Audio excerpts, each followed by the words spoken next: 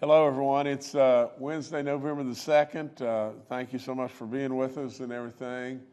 I'm going to again ask for your prayers. You know, since the last time we were here and everything, we've had 20 additional folks die in West Virginia.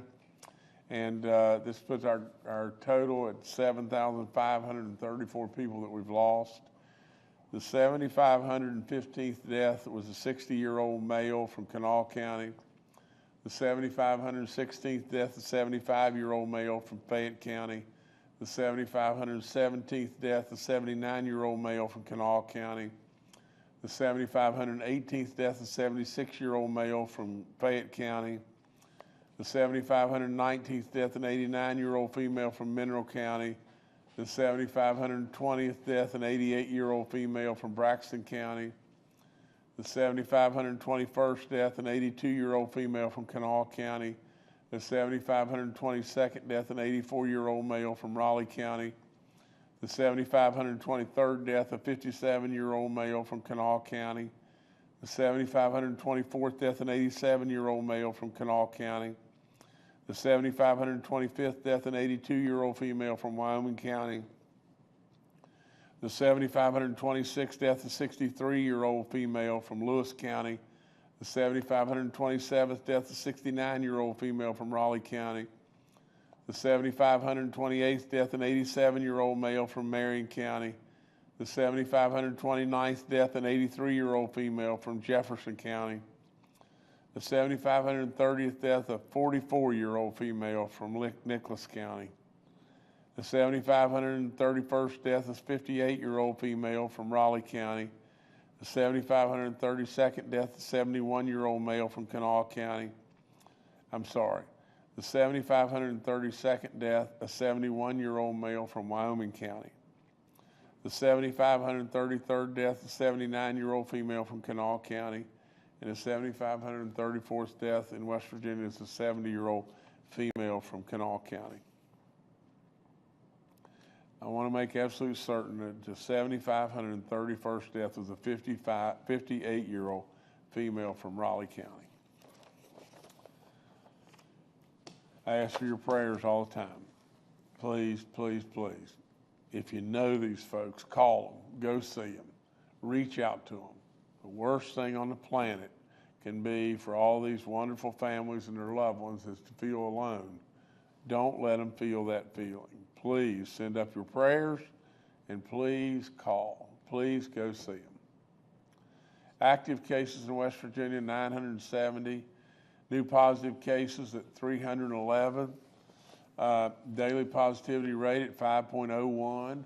Cumulative rate at 8.55. There's over 600,000 people in West Virginia that have recovered from COVID, 162 that are hospitalized, 23 in the ICU units, and 9 on ventilators. And you can see most of our state is green and yellow. Well, it's all green and yellow, but that's surely not too awful bad. But we've still got to realize this thing's not going to go away. It's going to be with us. We can live with it, but it's there with us. The Omicron booster shot, you know, is out there. It's available to 12 and older, and without any question, I absolutely urge you in every way to get this shot. But especially if you're 50 and older, you hear me every day, read all the names. I think there was one lady, if I'm correct, that was 44 years of age. Everybody else 50 and older. Please, please get your booster shots. The numbers continually do get a little bit better. We're at 92.4% of the 65 and olders that have had at least one shot. And they keep on just getting a little teeny bit better. But everyone we can get across the finish line is maybe a life we're going to save. So it's absolutely important that we be here, and important, in my opinion, that we continue to remind you and everything, because every day we get a little bit better. The vaccine calculator that's going to give you insight as to when to get your booster shots and everything is on our website. You can get on it and figure out how to get registered into that, and all the information on our COVID vaccine info line is up, and you know, for your benefit. Long-term care facilities, we're down to 40 outbreaks, none in our church community. We have 30 inmate cases and 13 staff cases. All the stuff on our homeowners assistance program is up and it's still available to you. All you got to do is call us and see if we can get you qualified. I remind you over and over about giving blood, really, really important, but please check with your physician. And if you can do so, consider it, please. In regard to Amendment 2, I'm all over the state, and I'm all over the state for one reason and one reason alone. I'm not, all over our state to pick a food fight. I mean, for crying out loud, that's the last thing on earth I need. But really, when it really boils right down to it, the people need to know. The people need to know and need to know ever so clearly. I guess the biggest disappointment that I have is we knowingly have tricked our people. That's what we've done. And not me, but surely others. We bragged about it. We went around everywhere saying, I know what we can do. We can tell people that Amendment 2 is nothing but about your car tax, and they'll have to vote for it. And really and true, Amendment 2 is surely about so much more than that. I have a methodology to get rid of your car tax forever and ever and ever. And to be perfectly honest, the other side doesn't even have that. Your car tax is off the table. Amendment 2 is voting now for one thing and one thing alone, changing the Constitution, taking all your control away from you, your counties, absolutely putting at jeopardy your policemen, the schools, on and on and on, the senior programs, the youth sports, on and on and on. At the end of the day, if we pass Amendment 2, we will absolutely hurt ourselves forevermore. And at some point in time, and you mark it down as well as I know my name, at some point in time, we'll go upside down. Now, I may be long gone as your governor by then, but really and truly, when we go upside down, it will be an ugly day for our counties. And we won't know where to turn. And with all of that, the only place that we'll have to turn, and is mark this down as well, absolutely what we will do is we will turn at our county levels and we will raise the assessed value, and literally your property taxes will go up. Now you remember Jim Justice telling you this because he's probably going to be long gone. But with all that being said, why in the world are we giving up local control? Why are we doing that? Local control with a guaranteed income stream. In my scenario, we have the best of two worlds. Literally, we take surplus dollars and we rebate you back for your taxes, and we do not have to change the Constitution at all. It's just as simple as that. And it can happen that quick. Now, with all of that, then what happens? Then your regular car tax dollars, they still go to the counties. But you don't have to pay because you're getting rebated back dollar for dollar. We win on both accounts. We don't have to change the Constitution. The counties still get their money, and you absolutely do not have to pay your car tax. Or the net of the whole thing is you weren't out 1 cent on your car taxes. So with all that being said, I do think that everywhere I go, it's hard to dispute really what's happened here. Basically, we have hidden stuff and we have couched it as this way you'll get rid of your car tax. Even one of their ads on TV says, this is going to mean $700 to every working family in the state, or something to that extent. Where does that come from? Where in the world does that come from? I mean, at the end of the day, and in my scenario, I can get rid of your car tax positively. But beyond your car tax, the working, everyday person in West Virginia is going to get zero. Zero. And you're going to put at risk your counties, your schools, your policemen, and everything under the sun. You're going to get zero beyond the car tax, and the car tax I can do. So with all that being said, it's an ad that is deceiving. It's not right in any way. And on top, on top of all that, it doesn't really mention really all the things that are repercussions that can come. And the worst of it all is you're just giving up your rights. You're giving up your independence. That's all there is to it. People that are working really hard today are really fighting this inflation issue in every way, whether it be gas prices or grocery prices or whatever. And when it just really settles all out, you know, there's no need. There is no need for us in the state of West Virginia to not reward our people back and give them tax breaks of their personal income tax. We can get on a pathway of getting rid of our personal income tax and put money right back in the very pockets of our people. Now look, I've said it 10,000 times. I'm right about this. Who's going to benefit from the passage of Amendment 2? I guarantee you who's going to benefit. Big, giant corporations, primarily, and corporations that are, in many cases, are out of state. I just got through meeting with a group of people on a really exciting deal that could very well come to Weirton. In all of that, think about Berkshire Hathaway and Pure Watercraft and Nucor and on and on. These people that were here today, not one mention of, well, we'll come to West Virginia if you'll get rid of that machinery and inventory tax. None. None. They are coming like crazy. Why in the world do we need to go down this path and put at risk our counties? Why do we need to be doing this? I mean, this is absolutely silly in my book.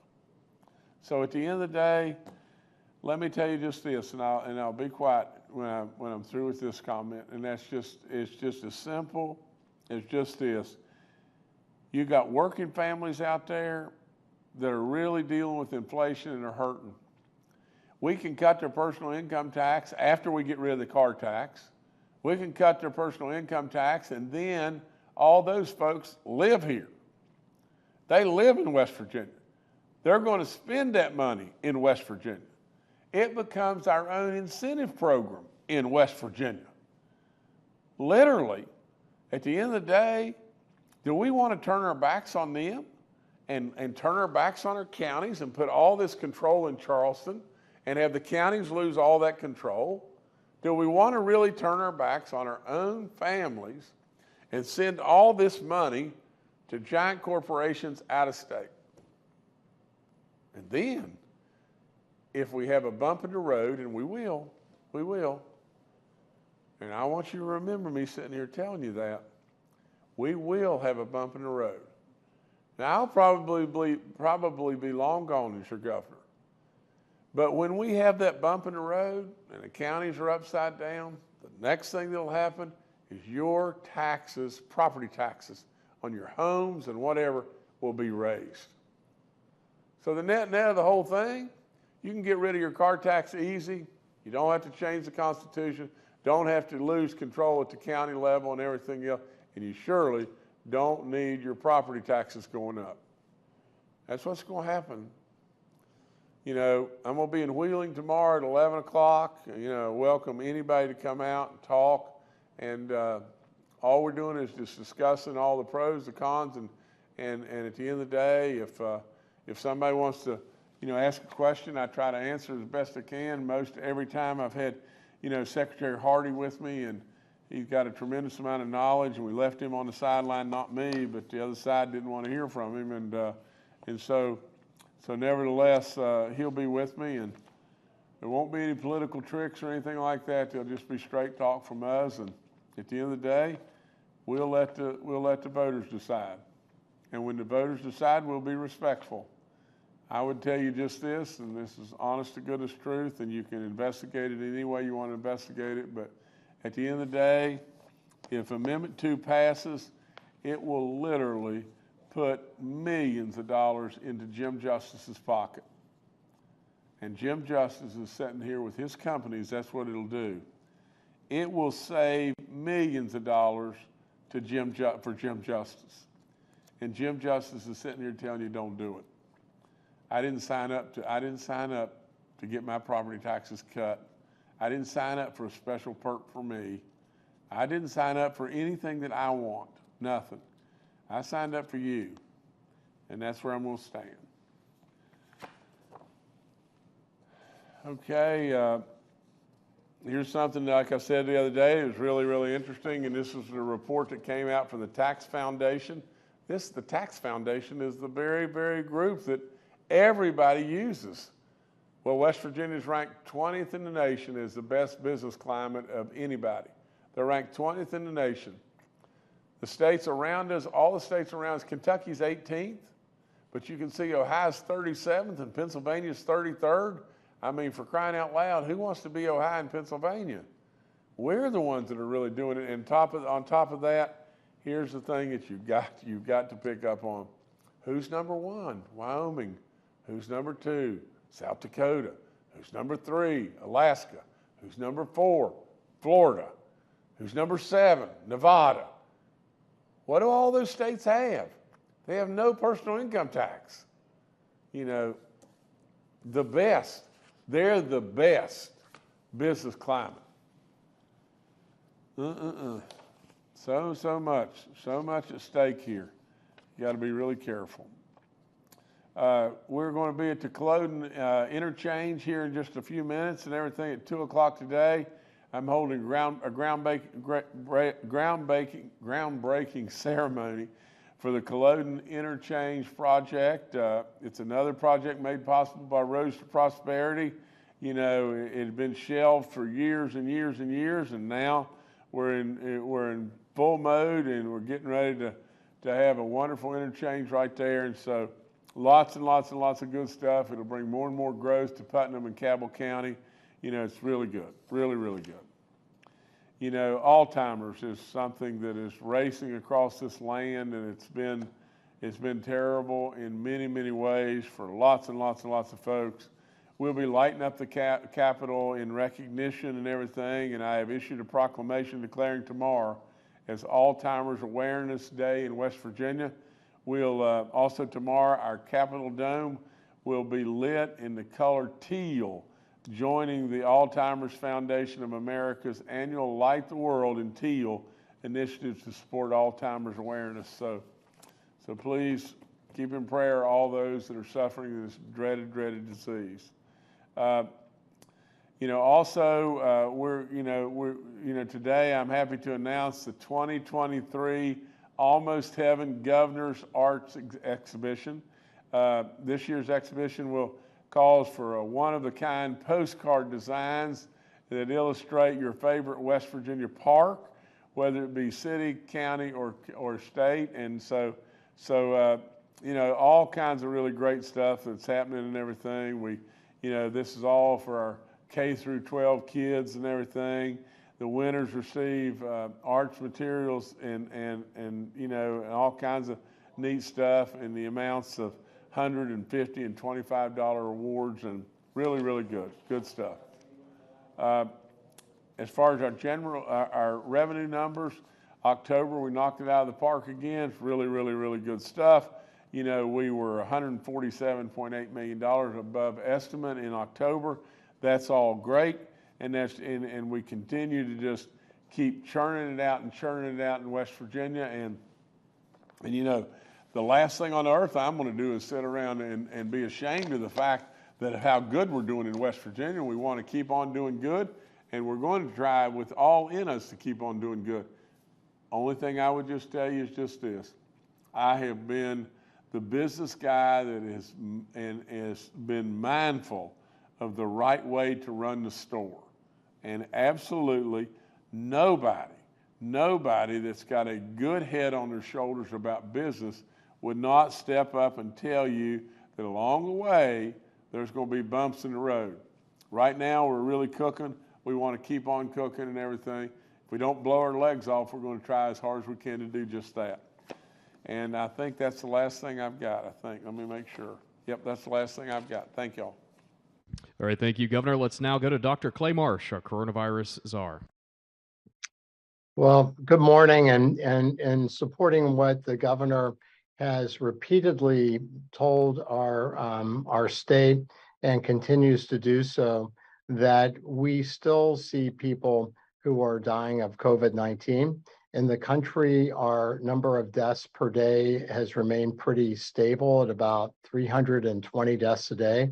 Put that into perspective, a 747 airline with a normal set of customers will be around 400 to 450 people. So it's like a airliner going down every day.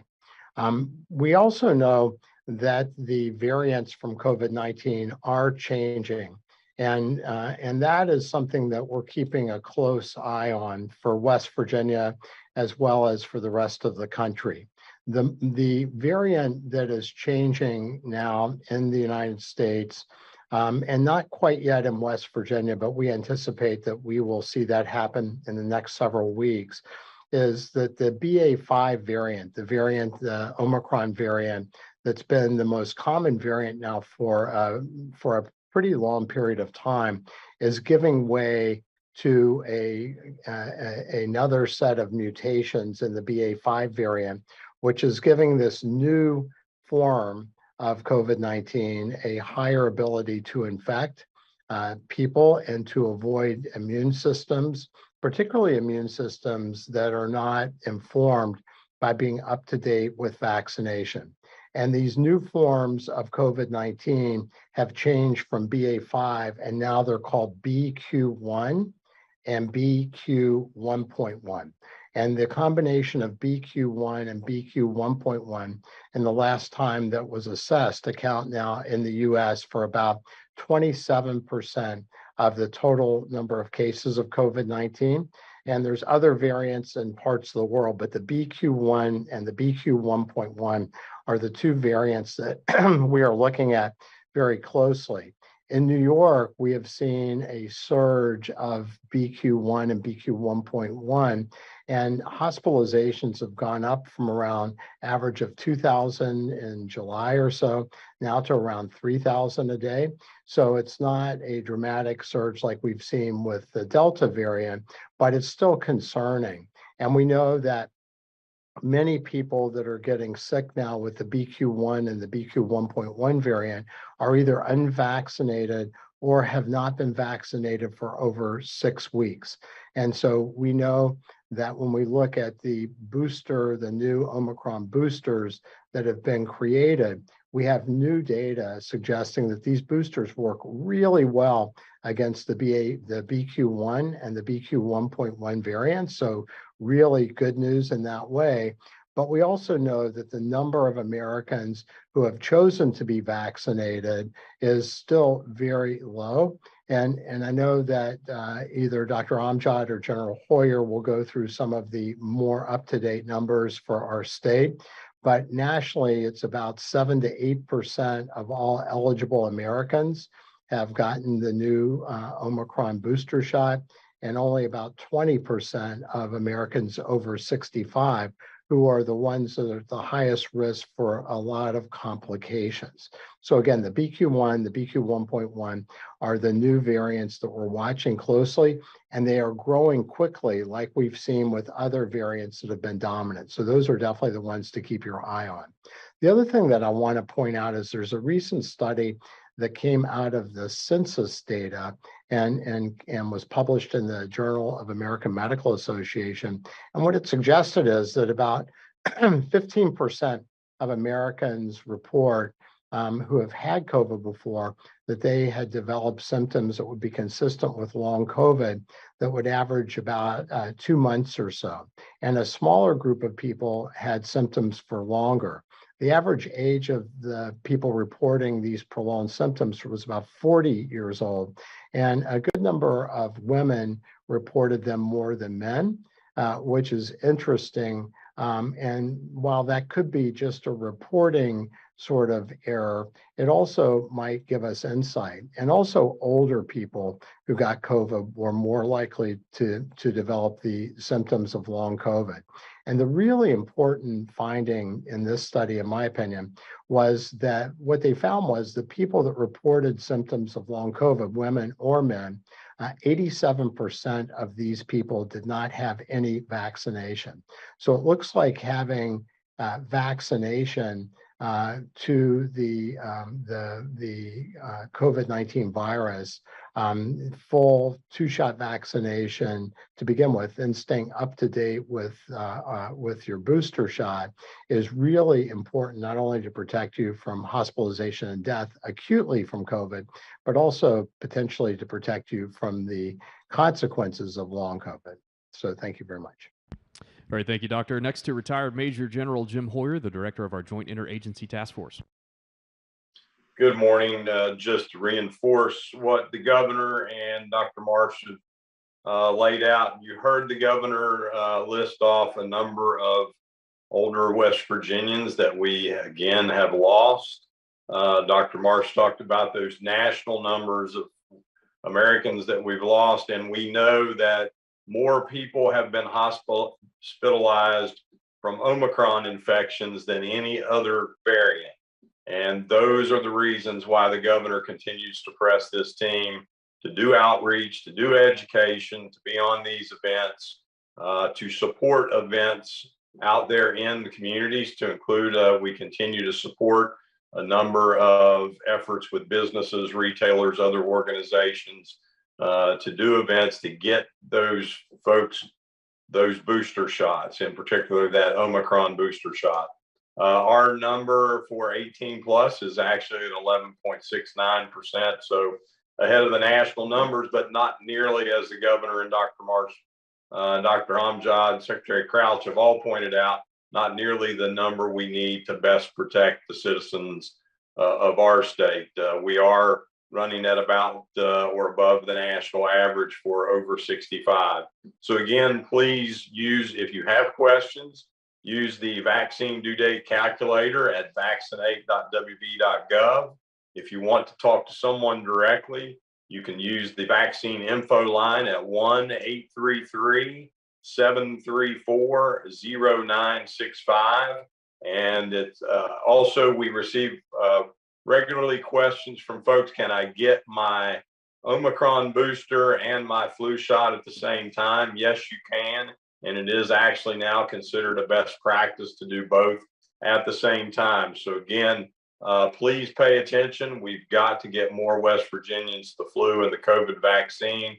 With that, with those two and the RSV that's impacting particularly our younger population in the state, we want to keep those numbers down so we can manage this throughout the winter season. And again, please pay attention if you have older relatives around younger children who may have RSV. Older adults are also very susceptible to and can be significantly impacted by RSV. Thank you. Thank you, sir. Dr. Amjad and Secretary Bill Crouch are also joining us today and are available for questions. We'll now go to questions from members of the media. The first today from Brad McElhenney with West Virginia Metro News. Hi, Governor. Hi, everybody. Governor, speaking of bumps in the road, a long-term outlook for PEIA foresees $376 million in state expenses 5 years out by 2027. By then, the outlook suggests PEIA will have exhausted its rainy day fund that you established to guarantee that no premium increases would occur for state employees over the next few years. You're fond of saying dupe happens. Should West Virginia be cautious about any tax cut that could reduce the money available to deal with issues like this? Thanks. Brad, it's a great question. It's a perfect example of what I've said over and over and over. It's just, from the standpoint of your question, to answer your question exactly, Brad, we should aggressively look at tax cuts, but we should be really wise and smart and know what we're dealing with. If we'll just be fair, we can get rid of the car tax and we can get that gone right now and help our folks. And absolutely, I've got a methodology and a way to do that, and a way to do that for absolute certain without changing our Constitution. You know, that's just, we can do that tomorrow. And we cannot put ourselves in any level of risk, and we can do that tomorrow. Now, Brad, when you think about it, if you just then layer in what is really going to happen if Amendment 2 passes, the whole thing has been about one thing and one thing alone, and that's the machinery and inventory tax. So when you start trying to take on that level, now you're layering in another $500 million. Now you're really layering in some level of risk. But it's not just that. If the utilities, the railroads qualify, and the language is very ambiguous to whether or not they qualify for the machinery and inventory reduction as well, and if that be the case, now you're going to layer in another $150 or more million dollars. So now you may be up approaching $700 million, plus the car tax was $140. Now you're above $800 million, and you're really, really exposing yourself. Now you're really, really in a situation to where absolutely dupe can happen. If you pass this Amendment 2, which is nuts in my book, the counties are going to give up all their control to Charleston, and if that happens, and you're seeing right now the report that came out, in fact, they just handed me this report as well, to where just a few years out, we're forecasting, or our people, or I guess the PEI folks are forecasting, that we're going to be upside down $376 million that we're going to have to fund. And then it's going to probably continue to go up. Now, Brad, let's again be just straight honest. Here's what we can do. We can start changing the rules of the game. You know, we can take away benefits. We can say, well, your spouses don't qualify. You know, or if your docs are out of state, you know, across the border, and you're a border county, you can't go over there. If you go over there, you know, you gotta pay less or whatever it may be. We can start changing the rules of the game to all the folks that are on PEIA, you know, or we can start raising premiums. Or we better absolutely just step back and know that dupe does happen, doesn't it, Brad? And it does. And literally along the way, whether it be matching funds for our highways or pay raises or PEIA or whatever it may be, there's things like this that are going to happen all the time. And we've got to be able to manage our way through this and do the right thing from the standpoint of what is right for all of us. Because at the end of the day, and that's why I am so adamant about voting no on Amendment 2, because at the end of the day, if we vote yes on Amendment 2, then we're going to just suck right out of the revenue, whether it be $600 million or $800 million, and that's gone. I just met, Brad, just a few minutes ago with a company that is really, really dialed into coming to Weirton. And literally, it is just like an instant replay. Over and over and over and over, people are coming to West Virginia, and nobody asks about the machinery and inventory tax. Nobody. Why are we doing it? Why in the world are we doing it? And Brad, I am not opposed. I'm the business guy. For crying out loud, I'm the business guy. I love big business, and I love the opportunity of what it brings, but we just got this backwards. What we should do, get rid of our car tax tomorrow. Absolutely, and I've got a methodology to do that, and it's gone. You know, and then what we should do is we should get on a pathway of reducing our personal income tax and rewarding our people. Our people are hurting. For crying out loud, and we can get on a pathway of doing that without exposing us too much. And then I say over and over, and then breathe. Just take it easy and breathe just a little bit. And then if things are really good, start whittling on the machinery and inventory tax. don't just absolutely blow your blooming legs off, West Virginia, and literally at the end of the day, I'll probably be long gone as your governor. I am absolutely certain that if we change this Constitution and literally we put control back on everything into Charleston's hands, and politicians come and go, don't they? Some get elected, some don't. At the end of the day, the worst thing we've done here, in my opinion, the very worst thing, is we have knowingly misrepresented what Amendment 2 is about. We have told people Amendment 2 is about getting rid of your car tax. That wasn't what Amendment 2 was ever about. Amendment 2 was about changing the Constitution, taking control away from the locals and putting the control in Charleston. It was a power grab. Absolutely, we tricked the people, and we didn't include me.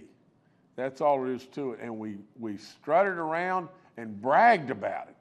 Look what we're going to do. We're going to put the car tax with this, and then they'll have to vote for it. The worst of the worst, in my opinion. Nevertheless, I'm sorry to be so animated, but Brad, you're right. 376 million shortfall in PEIA. The only thing we'll be able to do is just go back and start changing the benefit package or upping the premiums or whatever it may be. There will be dupe happen. I guarantee it. It happens in our house. It happens all over the place all the time. You just got to be, you got to really be in charge of managing your finances at your house or your businesses or whatever it may be.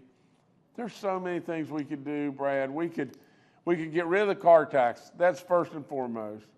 We could get on a way of reducing the personal income tax. We could structure benefits that would be just designed for our small businesses. We could do things, just tax breaks for our smallest businesses in West Virginia. We could do all this without absolutely invading the Constitution. Priority, without any question, in my opinion, should be on our people.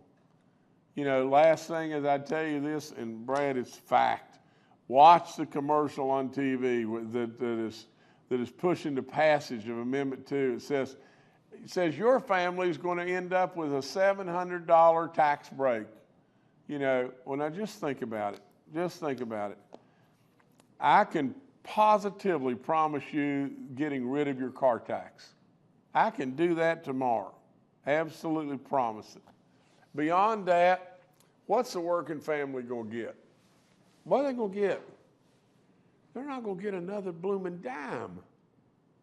Why are we doing this? They're not going to get one more penny. And you know what we're going to do?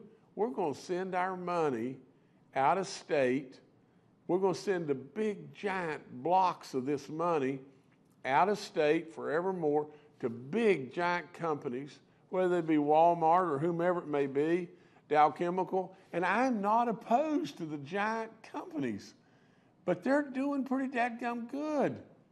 And you've got our people that are fighting on how they're going to pay the grocery bill. Let's just get it the right order. First the car tax, then the personal income tax. And then let's go back and try to craft something for small businesses maybe. And then let's bite at the machinery and inventory. That's all there is to it in my book. All right, thanks, Brad. Next to Charles Young with WV News. Hi, this is Charles Young with WV News. I wanted to follow up on what General Hoyer said about RSV. Could you talk a little bit more about what we're seeing in the state, how that's impacting the hospital? And I know we've previously talked about, the new variants on top of flu season exacerbating the staffing issues. Is this a third concern on top of those others? Thank you. General, please. Yes, Governor. Yes, Charles, we are hearing of surges in the hospitals around the state, particularly with pediatric children cases of RSV. And it is something that we have been looking at with the Hospital Association and their members related to managing those issues as well as COVID and flu issues. And Dr. Marsh may be able to speak a little bit more to what we've seen here at the new Children's Hospital in Morgantown related to RSV cases. Governor, are you okay with me to add a couple things? Please. So thank you, Charles. We are seeing an early season with RSV, which is respiratory syncytial virus. And we know that this is particularly problematic for very young children because the airways of these children are much smaller than adult airways. And because of that, the inflammation that we can see inside the airways can make it very difficult for infants to breathe who get sick with RSV. And I think that with RSV now really showing itself early, and we're also starting to see some of the flu cases, influenza A, it's going to become really important for parents of young children particularly, but also older West Virginians who are also at risk from complications of RSV and influenza, to be careful about, gatherings where there's sick people, and particularly as it gets colder, to pay attention to who your very young children are around and who you're around if you're older or compromised, because this is a time in which COVID may become a bit of an issue over the winter. Plus, with RSV and influenza, these three infections are causing us concern. And we've talked about the shortage in staffing, but people who are staff, who are, working in hospitals are also at risk for this. So we really do want people to be careful to get vaccinated, get your flu vaccine, stay up to date with your Omicron booster vaccine, but also, do the other things that we know works to reduce infections, respiratory infections, like, wear a mask if you're in a high-risk situation, stay your distance, be careful who you're interacting with and in what venues you're interacting, at least for right now, as the weather's getting colder. Thank you. All right, thank you, Charles. Next to Mark Curtis with Nexstar Media.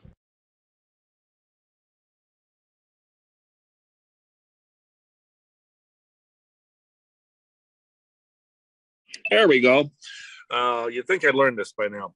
Governor, I'm intrigued by this talk of economic development announcement in Weirton. Can you tell us a little more without giving away the store? Are we on the verge of something akin to Nucor or Berkshire Hathaway? Can you tell us what sector it might be in? And given that it's in Weirton, is the Ohio River access a crucial part of this project?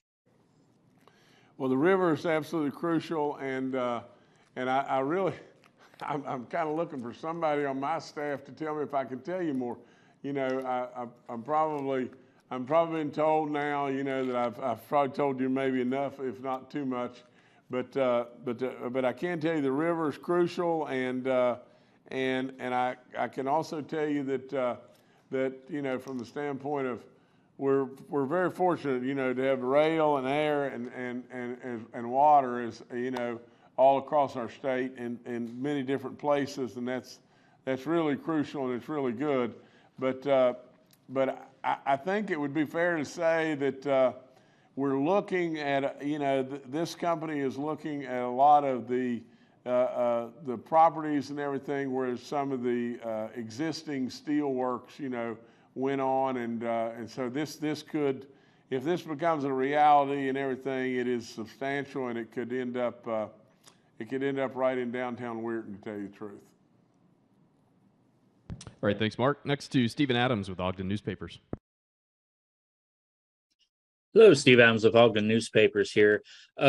Question in regards to this new subvariant of Omicron. This is probably for Dr. Marsh, but obviously as these subvariants have come across, they have all become more infectious and they all find ways to get around some of the immunity. But as far as deadliness, are we seeing this act any deadlier? Is it, as far as its potency in that regards, is it getting weaker, staying the same? What exactly are we looking at in regards to that? Thank you. Hey, Stephen, Dr. Marsh had to drop, but Dr. Amjad's on. Maybe Dr. Amjad, can you add to this, please? Yes, Governor. Steve, that's a good question. And what we're seeing right now is that the subvariant isn't more deadly per se, but it is still causing some more infections or cases. You know, New York right now, New York State is seeing a slight uptick in some hospitalizations. West Virginia tends to lag behind other states, but so far it isn't deadlier the way the Delta variant was that we were seeing. And part of it is because people are vaccinated and still following good practices. So I guess it remains to be seen, but right now I wouldn't say it's deadlier, but it's still infectious. Thanks. All right. Thanks, Stephen. Governor, back to you. Well, again, in making the notes, all I've got really to add is, Dr. Marsh, surely made reference to the fact that if you've got your booster shots and your vaccines and everything, this dealing with the side effects of COVID, the long COVID situation is surely significantly less. And in fact, I think he used a number like maybe 87% or something like that. But it's something that should be taken into consideration, and from the standpoint of all the things that are going on and everything, we've got an election coming up. We want everybody to vote. I mean, it's an important time, and we want everybody to vote. And from my standpoint, I urge everybody, every day to, that I'm on and everything, think real hard about Amendment 2, because, I personally believe that we're giving up our rights, giving up a lot of local control, and at the end of the day, if we don't watch out, we could go underwater. We go underwater, we've got big time problems. So just take time to talk to someone and let them explain and everything. A lot of times, we work real hard to put things on the ballot, and they lead people to believe, it's so simple to make a real mistake. And so with all that being said, go vote, exercise your rights. We're going to absolutely be respectful of the outcomes of all the elections and everything, and we're going to move forward as great West Virginians and great Americans. So thank you so much for having me. Thank you.